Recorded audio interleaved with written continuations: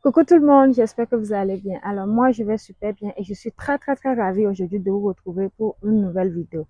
Alors, dans cette vidéo, on va aborder euh, les erreurs que vous faites souvent ou qu'on fait souvent dans l'application du permis d'études. Et vous-même, vous savez qu'avec tout ce qui se passe ici au Canada actuellement là, mieux préparer bien son dossier, mieux faire son dossier avant d'arriver ici. Sinon, vraiment, ça ne va pas. Donc, aujourd'hui, on va parler des erreurs à ne pas commettre dans votre dossier de permis d'études. Donc, si vous êtes prêts, je suis prête et on va y aller directement.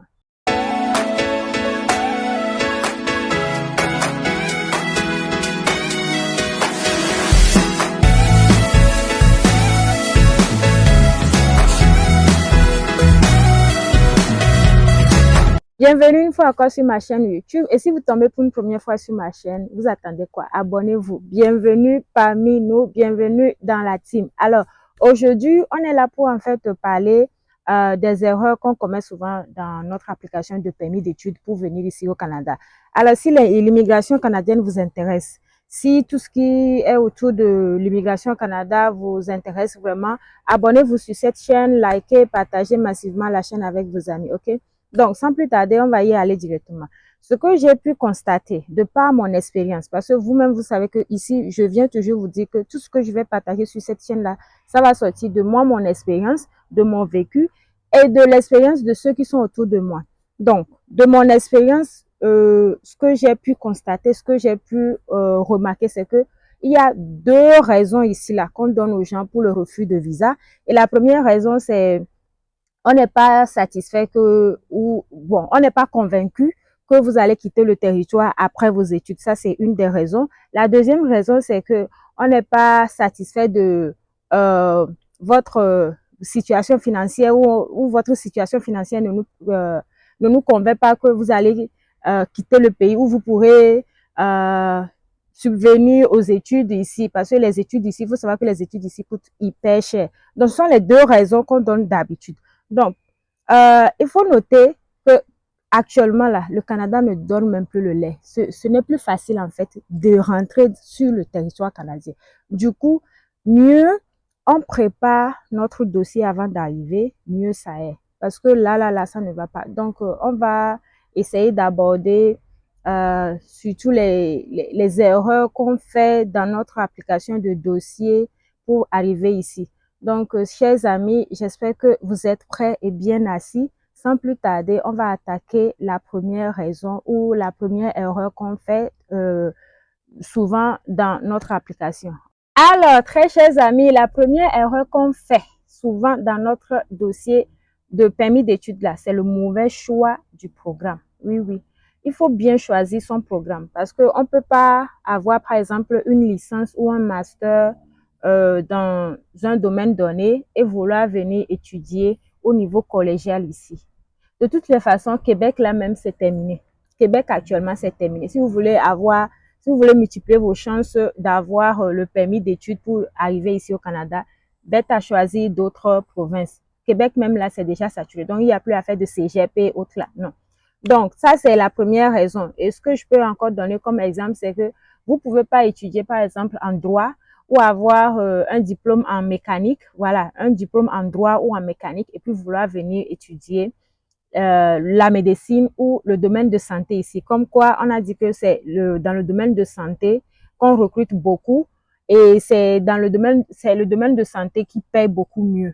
C'est vrai, mais avant, je crois que ce cas-là était possible. Genre, tu pouvais avoir un diplôme dans un autre domaine et puis et puis faire ton permis d'études tout en choisissant un autre programme carrément, un autre domaine carrément. Ça se faisait. Je ne vais pas vous dire que ça ne se fait pas. Ça se faisait. Je crois même que ça se fait toujours. Mais pour être sur ces gardes, s'il vous plaît, ne faites pas ça. Ne faites plus ça. Parce qu'actuellement au Canada, là, ça ne va pas. Et si vous avez toujours envie de venir ici étudier, hein, le truc, c'est que ceux qui vous ont précédé là, ils ont déjà tout gâté.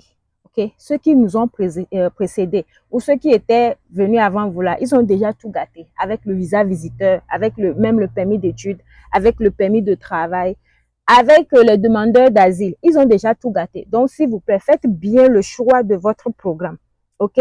Donc, choisissez un programme qui serait en accord avec ce que vous avez déjà, avec votre ancien diplôme, ou un programme qui serait en accord avec votre expérience professionnelle, qui pourrait donner un plus à vos compétences déjà. Est-ce que vous comprenez un peu? Donc, ça sera la première erreur à ne pas commettre. Maintenant, n'essayez même plus. La deuxième erreur de mon côté que je connais, la deuxième erreur va être sur votre preuve de fond.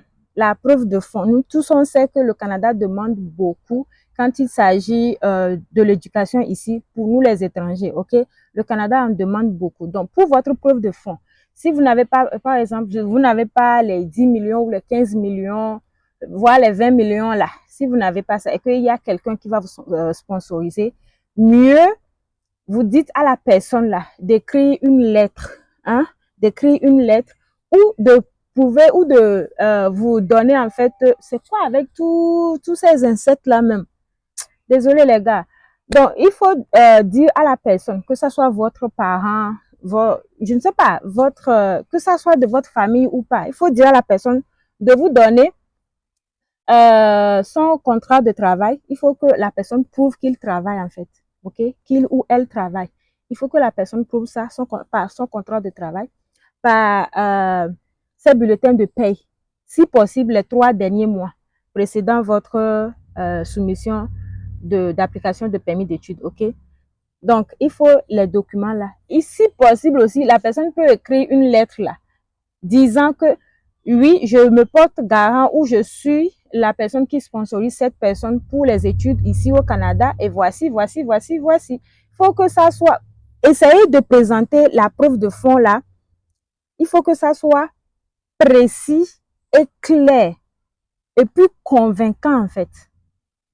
Le document que vous allez écrire après là, il faut que le document là soit convaincant. Les Canadiens ne veulent pas en fait, surtout les officiers à l'immigration là-bas là, ils ne veulent pas en fait un truc trop long qui va les embrouiller non plus. Ok, ils veulent pas ça. Vous devez être précis et genre soyez bref dans tout ce que vous allez écrire comme document. Soyez hyper bref dans tout ce que vous allez écrire.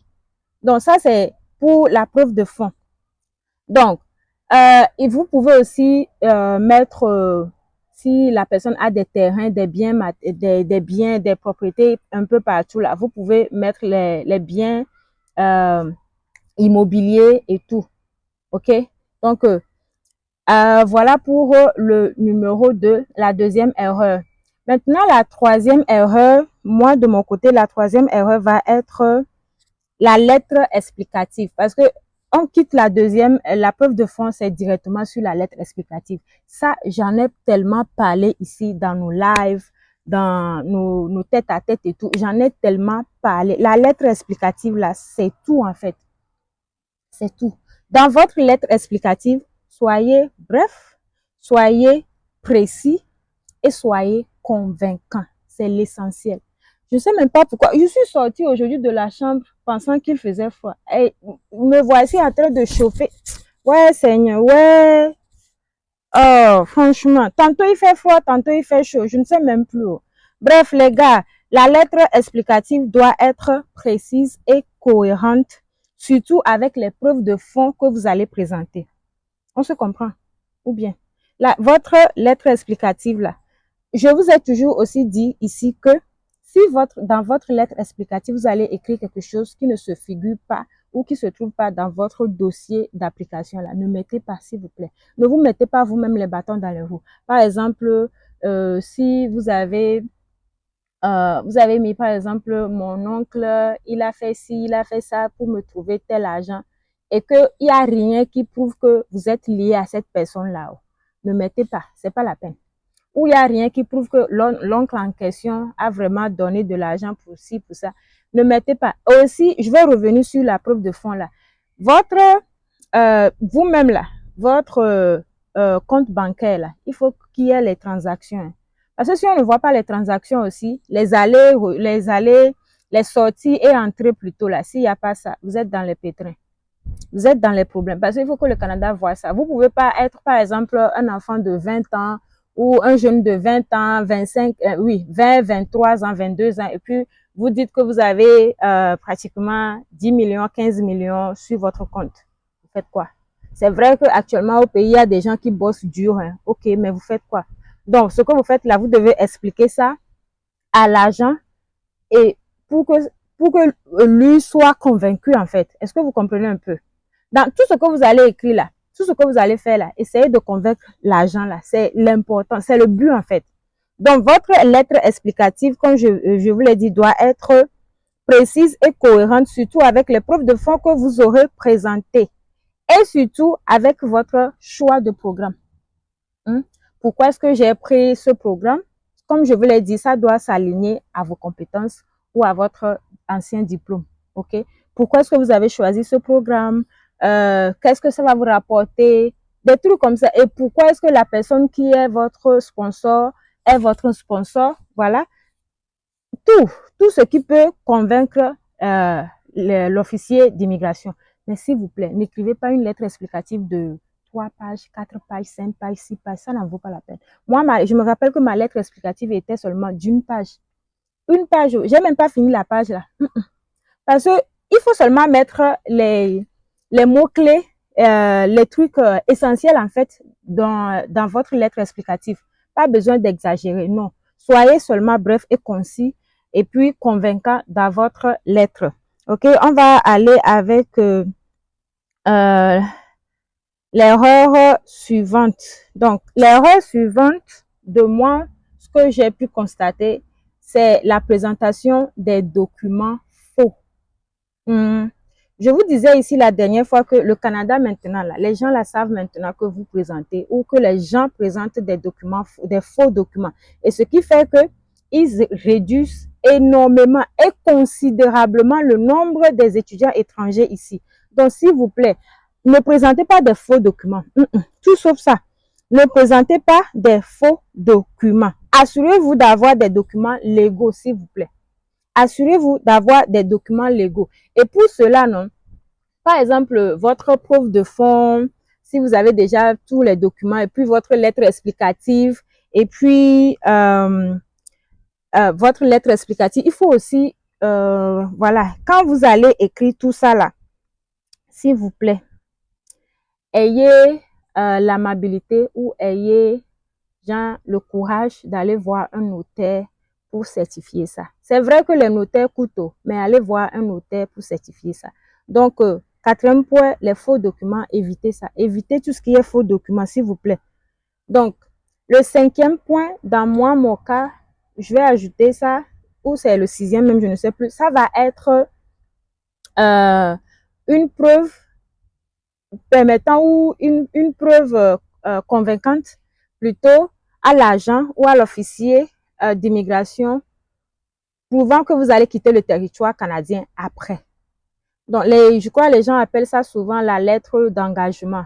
OK? Donc, moi, je vais vous dire, je connais des gens ce qu'ils ont fait pour ces cas précis-là. OK?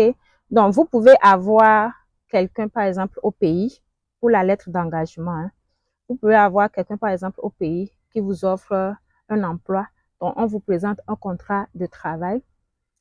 Et les contrats de travail, comme ça s'écrit, pas n'importe quel contrat de travail que vous-même vous pouvez faire dehors et puis soumettre là. Non, non, non. Les contrats de travail, comme ça s'écrit, comme ça se doit en fait. Donc, avec l'entête de la compagnie, la signature et tout, et tout, et tout. Avec le tampon même de la signature et tout. OK? Donc, il vous faut un truc comme ça. Les gens prennent ça et une lettre peut-être de la compagnie disant que oui, on est au courant que telle personne va étudier au Canada de telle année à telle année et que cette personne aura son diplôme telle année ou tel mois de telle année. Donc après, la personne est censée rentrer travailler dans notre compagnie en tant que on mentionne le poste que vous allez obtenir. OK? Donc, les documents comme ça aident beaucoup. Ça, c'est généralement votre lettre d'engagement. Donc, déjà, quand quelqu'un voit ça, la personne sait que cette personne n'est pas venue rester ici, ou n'est pas venue pour rester ici. La personne va quitter parce qu'il y a un boulot qui attend cette personne au pays. Et il faut préciser aussi le montant que vous allez gagner. Il faut préciser le montant que vous allez gagner après. Par exemple, on est en Afrique. OK? On est en Afrique. Quelqu'un ne peut pas faire secrétariat ou un truc comme banal et puis gagner, par exemple, 1 million de dollars. Non. Donc, soyez aussi, réfléchissez en fait, réfléchissez un peu sur ce que vous allez faire et tout. Donc, voilà un peu pour aujourd'hui. Voilà les erreurs que j'ai pu constater de moi, mon côté. Donc, voilà, j'espère que ça vous aura aidé. S'il vous plaît, faites bien vos documents. Si vous avez des problèmes à écrire votre lettre explicative ou votre lettre d'engagement et tout, allez seulement sur Google, tapez lettre exemple ou exemplaire de lettre explicative pour le Canada. Vous allez voir ça. Allez dans Google, vous allez tout voir. OK? Donc, j'espère que cette vidéo vous aura plu. On se retrouve prochainement dans une nouvelle vidéo le mercredi à 14h GMT. OK? Allez regarder déjà la dernière vidéo. Regardez celle aussi. Et merci beaucoup pour tout ce que vous faites sur la chaîne. Moi, je vais vous dire à très bientôt. Et jusque-là, portez-vous bien. Bye.